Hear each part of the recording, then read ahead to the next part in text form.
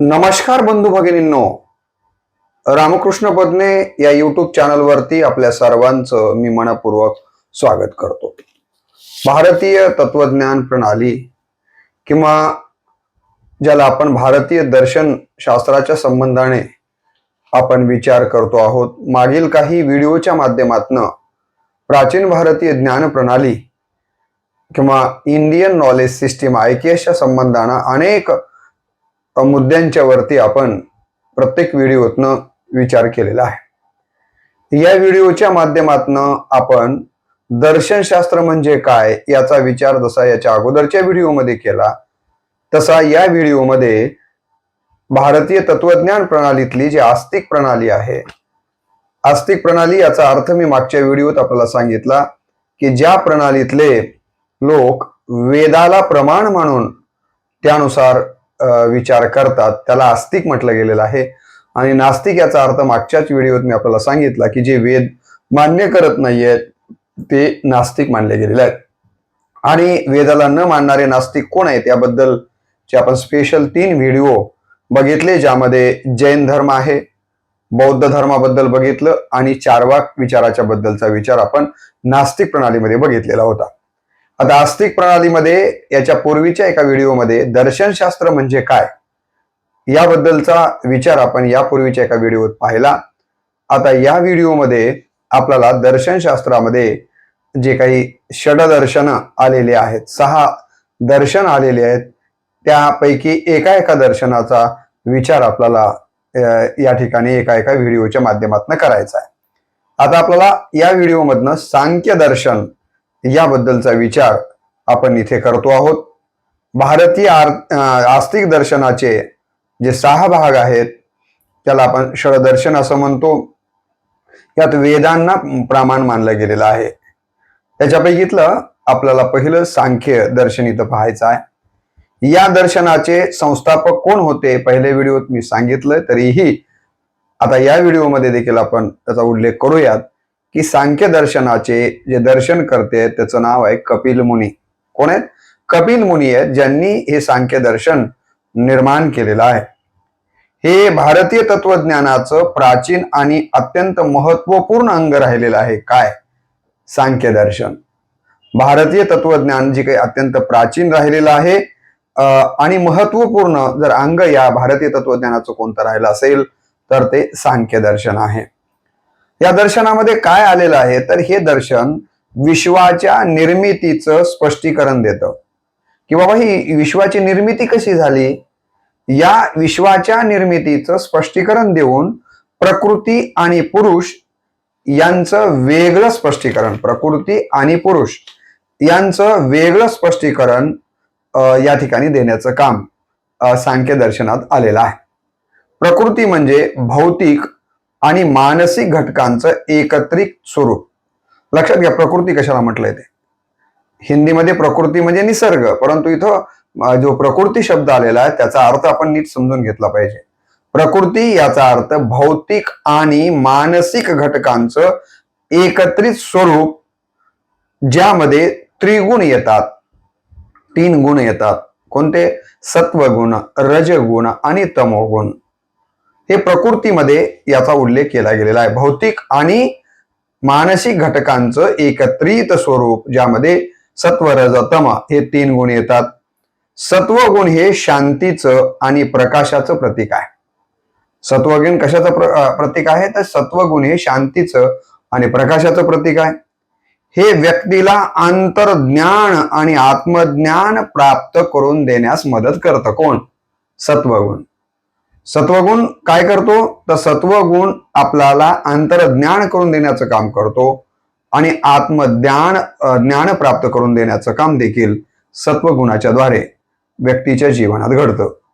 दुसरा जो गुण सांगितलेला आहे तो रजोगुण. इच्छा आणि गतिशीलतेचं प्रतिनिधित्व. हे रजोगुण काय करतो बघा, इच्छा आणि गतिशीलतेचं प्रतिनिधित्व करण्याचं काम जर कोणता गुण करत असेल तर तो रजोगुण करतो. त्यामुळे व्यक्तीमध्ये कार्यशीलता आणि प्रेरणा निर्माण करण्याचं काम, व्यक्तीमध्ये जर कोण करत असेल तर तो हा रजोगुण करतो. आणि तिसरा जो गुण आपण इथं बघतो आहोत तो म्हणजे तमोगुण. आता हा तमोगुण काय करतो, तर तमोगुण हे अज्ञान, निष्क्रियता आणि अस्तित्व विहीनतेचं प्रतीक आहे. तमोगुण काय आहे?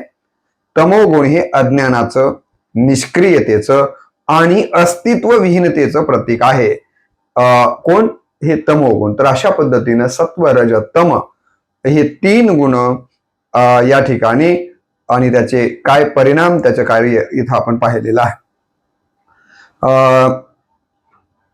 हे जो तमोगुण आहे ना, हा गुण व्यक्तीला च्या जीवनामध्ये आळस आणण्याचं काम करतो आणि हा तमोगुण माणसाला अज्ञानाकडे झुकवण्याचं काम करतो. कोण?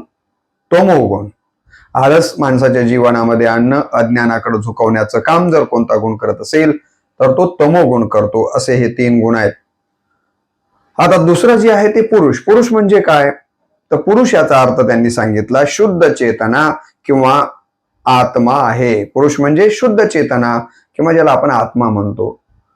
शुद्ध चेतना किंवा आत्मा म्हणजे पुरुष, जो प्रकृतीच्या कार्याचं निरीक्षण करतो. प्रकृतीचं जे हे रजसत्व, रजतम यांचं जे कार्य आहे ना, याचं निरीक्षण कोण करतो? तर हा आत्मा म्हणजेच पुरुष करतो आणि त्यात निष्क्रिय असतो. या तत्वज्ञानाचं अंतिम उद्दिष्ट काय आहे? सांख्य तत्वज्ञानाचं. तर सांख्य तत्वज्ञानाचं अंतिम उद्दिष्ट म्हणजे आत्मज्ञान प्राप्त करणं. सांख्य तत्वज्ञानाचं मुख्य उद्देश काय आहे? तर आत्मज्ञान प्राप्त करणं आणि प्रकृतीच्या त्रिगुणांच्या प्रभावातून मुक्त होणं. हे प्रकृतीचे सत्व, रज, तम हे जे त्रिगुण आहेत या 3 गुणांमधून मुक्त होण्याचं काम आणि आत्मज्ञान प्राप्त करून देण्याचं काम जर या ठिकाणी व्हावं असा विचार जर कोण दिला असेल तर या सांख्य दर्शनानं दिलेला आहे. आणि यासाठी व्यक्तीनं ज्ञानाच्या माध्यमातून व्यक्तीनं काय केलं पाहिजे? यासाठी हे जर आत्मज्ञान प्राप्त करायचं असेल, या 3 गुणांच्या मधनं मुक्त व्हायचं असेल, तर प्रभावातनं मुक्त व्हायचं असेल तर व्यक्तीनं प्रकृतीच्या संपूर्ण स्वरूपाचा अभ्यास करून आत्मा आणि सृष्टी यामधील सखोल संबंध समजून घेतले पाहिजेत. व्यक्तीने यासाठी काय केलं पाहिजे? तर ज्ञानाच्या माध्यमातून प्रकृतीच्या संपूर्ण स्वरूपाचा अभ्यास केला पाहिजे आणि आत्मा आणि सृष्टी यामधील सखोल संबंध काय आहे हे देखील त्यानं समजून घेणं गरजेचं आहे, असं देखील इथं सांगितलं गेलेलं आहे. या सांख्य दर्शनाचे कर्ते ज्याचा उल्लेख यापूर्वी मी केला, कपिल मुनीचा उल्लेख श्वेता-श्वेतर उपनिषद. या कपिल मुनीचा उल्लेख कुठं कुठं आलाय बघा? श्वेता-श्वेतर उपनिषदामध्ये आलेला आहे, शिवसंहितेमध्ये आलेला आहे, हरिवंश मध्ये आलेला आहे, महाभारत तसेच भागवत अशा विविध ग्रंथांच्या मध्ये कपिल मुनींचा उल्लेख आलाय. म्हणजे सांख्य दर्शनाचा परिणाम हा पुढे अनेकांच्या वरती झालेला आपल्याला दिसून येतो किंवा अनेक ग्रंथांनी सांख्य दर्शन आणि दर्शनकर्त्यांचा आवर्जून दखल घेतलेली आहे, उल्लेख केला. याचा अर्थ सांख्य म्हणजे योग्य ज्ञान. सांख्य याचा अर्थ योग्य ज्ञान, संख्या किंवा श्रेणी होय. सांख्य या शब्दाचा अर्थ काय आहे? तर सांख्य म्हणजे योग्य ज्ञान, संख्या किंवा श्रेणी होय. दुःखापासून निवृत्ती प्राप्त करणे हा सांख्य दर्शनाचा उद्देश आहे. दुःखापासून निवृत्ती प्राप्त करणे. मानवी जीवनामध्ये दुःख तर आहेच, मग या दुःखापासून निवृत्ती प्राप्त करण्याचा उद्देश जर काय असेल तर तो सांख्य दर्शनानं व्यक्त केलेला आहे. सांख्य दर्शनाचा मुख्य उद्देशच आहे की माणूस हा दुःखापासून निवृत्त किंवा मुक्त झाला पाहिजे. यांच्या मतानुसार पुरुष व प्रकृती भिन्न आहेत. पुरुष आणि प्रकृती एक नाहीये. पुरुष वेगळा आहे आणि प्रकृती वेगळी आहे. दोघेही शाश्वत आहेत आणि एकमेकांपासून स्वतंत्र आहेत. कोण? पुरुष आणि प्रकृती. हा विचार सांख्य दर्शन देतं. संपूर्ण विश्वाचा जो जन्म झालेला आहे ना, हा आदिम पदार्थ किंवा प्रकृतीतून झाला आहे. संपूर्ण या विश्वाचा जन्म आदिम पदार्थ किंवा प्रकृतीमधून झालाय असं सांख्य दर्शन सांगतं. पुरुष आणि प्रकृतीच्या मिलनातून विश्वाची निर्मिती झाली यावर सांख्यांचा विश्वास आहे. या विश्वाची निर्मिती कशी झालेली आहे? पुरुष आणि प्रकृती यांच्या मिलनातून या विश्वाची निर्मिती झाली आहे असा विचार या ठिकाणी सांख्य मान्य करतात. सांख्य दर्शनामध्ये एकूण 6 अध्याय आलेले आहेत आणि 532 सूत्र आहेत. काही ठिकाणी 451 सूत्र असाही उल्लेख आपल्याला आलेला सापडतो. आपल्याला कळला दोन्हीही विचार आपण घेऊया की अध्याय मात्र 6 आहेत, परंतु सूत्रांच्या बाबतीमध्ये मतभिन्नता आहे. काही जणांनी 451 म्हटले तर काही जणांनी 532 म्हटलेलं आहे. तर असे सूत्र या सांख्य दर्शनामध्ये आलेले आहेत.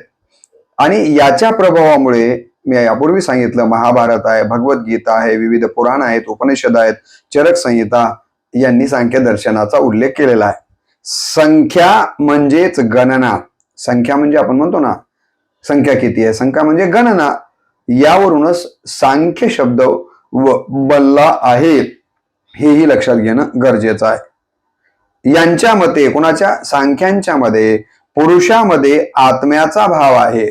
पुरुषामध्ये आत्म्याचा भाव आहे, तर प्रकृती ही पदार्थ आणि सृजनशील शक्तीची जननी आहे. आदिभौतिक म्हणजे शारीरिक, आदिदैविक आणि आध्यात्मिक ही 3 दुःखे सांख्यांनी सांगितलेली आहेत. सांख्यांनी किती दुःख सांगितली? सांख्यांनी 3 दुःख सांगितलेली आहेत. एक आदिभौतिक, ज्याला शारीरिक म्हणू आपण, दुसरं आदिदैविक आहे आणि तिसरं आध्यात्मिक. ही 3 दुःख कोण सांगितलेली आहेत? सांख्य दर्शनानं सांगितलेली आहे.